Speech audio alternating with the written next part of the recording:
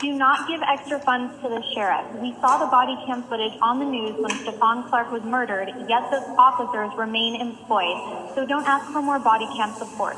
Accountability comes from policy, not increasing budget. Restore the $104 million that was taken from the CARES Act funding. The millions in budget cuts must come out of the sheriff's budget since it is the largest portion.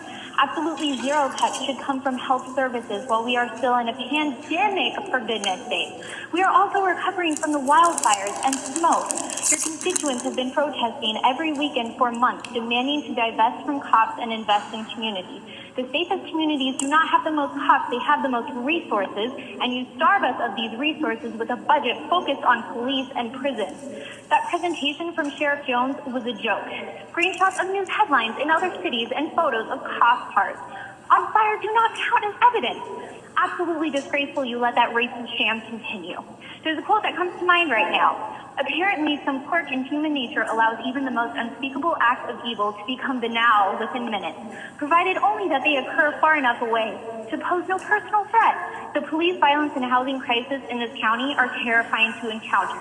It seems none of you have experienced these things recently since you continue to consider funding their expansion.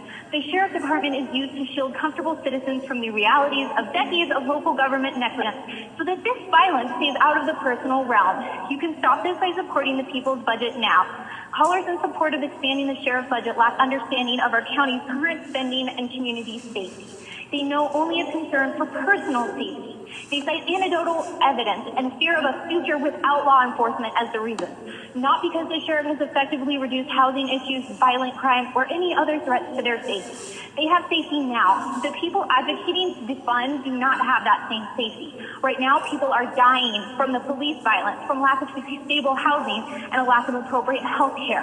Again, support the people's budget. I yield my time. Thank you.